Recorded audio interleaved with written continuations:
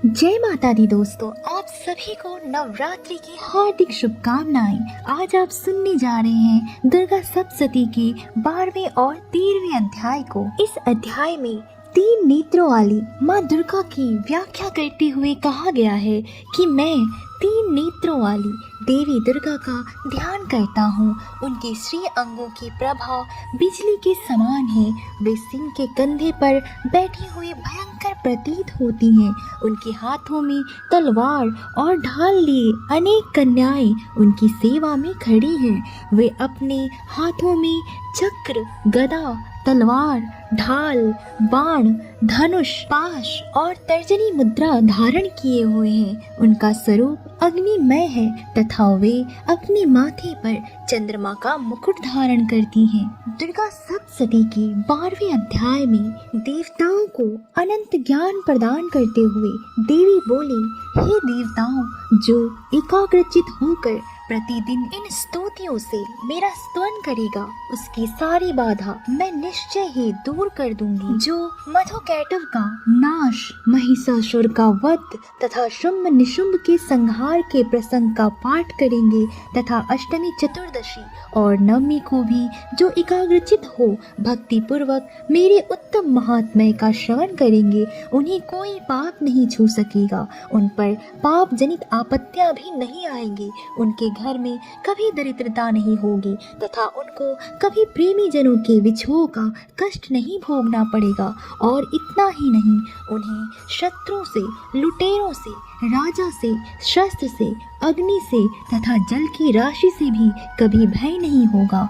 इसलिए सबको एकाग्रचित होकर भक्ति पूर्वक मेरे इस महात्म्य को सदा पढ़ना और सुनना चाहिए। यह परम कल्याणकारक है।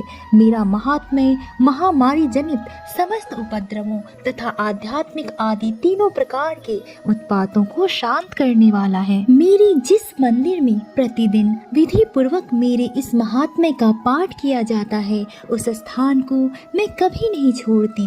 वहाँ सदा ही मेरा सन्निधान बना रहता है। बलिदान, पूजा, होम तथा महोत्सव के अवसरों पर मेरे इस चरित्र का पूरा पाठ और श्रवण करना चाहिए। ऐसा करने पर मनुष्य विधि को जानकर या बिना जाने भी मेरे लिए जो बलि, पूजा या होम आदि करेगा, उसे मैं बड़ी प्रसन्नता के साथ ग्रहण करूंगी। शरद काल में जो वार्षिक महापूजा की जाती है, उस अवसर पर जो मेरे इस महात्म्य को भक्ति पूर्वक सुनेगा, वह मनुष्य मेरे प्रसाद से सब बाधाओं से मुक्त तथा धन धान्य एवं पुत्र से संपन्न होगा। इसमें तनिक भी संदेह नहीं है। मेरे इस महात्म्य, मेरे प्रादुर्भाव की सुंदर कथाएं तथा युद्ध में किए हुए मेरे पराक्रम सुनने से मनुष्य निर्भय हो जाता है। मेरे महात्म्य का श्रवण करने वाले पुरुषों के शत्रु नष्ट हो जाते हैं, उन्हें कल्याण की प्राप्ति होती है तथा उनका कुल आनंदित रहता है। सर्वत्र शांति कर्म में बुरे स्वप्न दिखाई देने पर तथा ग्रह जनित भयंकर पीड़ा उपस्थित होने पर मेरा महात्म्य श्रवण करना चाहिए। इससे सब विघ्न तथा भयंकर ग्रह पीड़ाएं शांत हो जाती है और मनुष्यों द्वारा देखा हुआ दुः स्वप्न शुभ स्वप्न में परिवर्तित हो जाता है। बाल ग्रहों से आक्रांत हुए बालकों के लिए यह महात्म्य शांति कारक है तथा मनुष्यों के संगठन में फूट होने पर यह अच्छी प्रकार मित्रता कराने वाला होता है।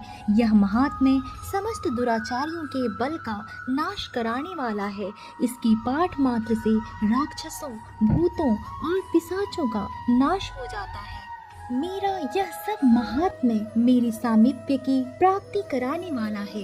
पशु, पुष्प, अर्घ्य, धूप, दीप, गंध आदि उत्तम सामग्रियों द्वारा पूजन करने से, ब्राह्मणों को भोजन कराने से, होम करने से, प्रतिदिन अभिषेक करने से, नाना प्रकार के अन्य भोगों का अर्पण करने से तथा दान देने से 1 वर्ष तक जो मेरी आराधना की जाती है और उससे मुझे जितनी प्रसन्नता होती है उतनी प्रसन्नता मेरी इस उत्तम चरित्र का एक बार श्रवण करने मात्र से हो जाता है। यह महात्म्य श्रवण करने पर पापों को हर लेता है और आरोग्य प्रदान करता है। मेरे प्रादुर्भाव का कीर्तन समस्त भूतों से रक्षा करता है तथा युद्ध विषयक चरित्र दुष्ट दैत्यों का संहार करने वाला है। इसके श्रवण करने पर मनुष्यों को शत्रु का भय नहीं रहता है। हे देवताओं, तुमने और ब्रह्म ऋषियों ने जो मेरी स्तुतियाँ की है तथा ब्रह्मा जी ने जो स्तुतियाँ की है वे सभी कल्याणमयी बुद्धि प्रदान करती है। वन में, सूनी मार्ग में अथवा दानव दल से घिर जाने पर, निर्जन स्थान में, लुटेरों के दाव में पड़ जाने पर या शत्रुओं के पकड़े जाने पर अथवा जंगल में सिंह, व्याघ्र तथा जंगली हाथियों के पीछा करने पर, कुपित राजा के आदेश से वध या बंधन के स्थानों में ले जाने पर अथवा महासागर में नाव पर बैठने के बाद भारी तूफान में नाव के डगमगा जाने पर और अत्यंत भयंकर युद्ध में शस्त्रों का प्रहार होने पर अथवा वेदना से पीड़ित होने पर, किंग बहुना सभी भयानक बाधाओं के उपस्थित होने पर जो मेरे इस चरित्र का स्मरण करता है वह मनुष्य संकट से मुक्त हो जाता है। मेरे प्रभाव से सिंह आदि हिंसक जंतु भी नष्ट हो जाते हैं तथा लुटेरे और शत्रु भी मेरे चरित्र का स्मरण करने वाले पुरुष से दूर भागते हैं। राजा को दुर्गा सप्तशती के 12वें अध्याय का व्याख्या करते हुए ऋषि कहते हैं कि यूं कहकर प्रचंड पराक्रम वाली भगवती चंडिका सब देवताओं के देखते देखते वहीं अंतर्ध्यान हो गई। फिर समस्त देवता भी शत्रु के मारे जाने से निर्भय हो पहले की ही भांति यज्ञ भाग का उपभोग करते हुए अपने अपने अधिकार का पालन करने लगे। संसार का विध्वंस करने वाले महाभयंकर अतुल पराक्रमी देव शत्रु शुंभ तथा महाबली शुंभ के युद्ध में देवी द्वारा मारे जाने पर शेष दैत्य पाताल लोक में चले आए। हे राजन, इस प्रकार भगवती अंबिका देवी नित्य होती हुई भी पुनः पुनः प्रकट होकर जगत की रक्षा करती हैं। वे ही इस विश्व को मोहित करती हैं, वे ही जगत को जन्म देती हैं तथा वे ही प्रार्थना करने पर संतुष्ट हो विज्ञान एवं समृद्धि प्रदान करती हैं। हे राजन, महाप्रलय के समय में महामारी का स्वरूप धारण करने वाली वे महाकाली ही इस समस्त ब्रह्मांड में व्याप्त है। वे ही समय समय पर महामारी होती हैं और वे ही स्वयं अजन्मा होती हुई भी सृष्टि के रूप में प्रकट होती हैं। वे सनातनी देवी ही समयानुसार संपूर्ण भूतों की रक्षा करती हैं। मनुष्यों के अभ्युदय के समय वे ही घर में लक्ष्मी के रूप में स्थित हो उन्नति प्रदान करती हैं और वे ही अभाव के समय दरिद्रता बनकर विनाश का कारण होती हैं। पुष्प, धूप और गंध आदि से पूजन करके उनकी स्तुति करने पर वे धन, पुत्र, धार्मिक बुद्धि तथा उत्तम गति प्रदान करती हैं। दुर्गा सप्तशती के 13वें अध्याय की व्याख्या करते हुए कहा गया है, जो उदय काल के सूर्य मंडल की सी कांति धारण करने वाली है, जिनकी 4 भुजाएं और 3 नेत्र है तथा जो अपने हाथों में पाश, अंकुश, वर तथा अभय की मुद्रा धारण किए रहती है, उन शिवा देवी का मैं ध्यान करता हूँ। इस अध्याय का वर्णन करते हुए ऋषि कहते हैं, हे राजन, इस प्रकार मैंने तुमसे देवी के उत्तम महात्म्य का वर्णन किया है जो इस जगत को धारण करती हैं। उन देवी का ऐसा ही प्रभाव है, वे ही विद्या उत्पन्न करती हैं।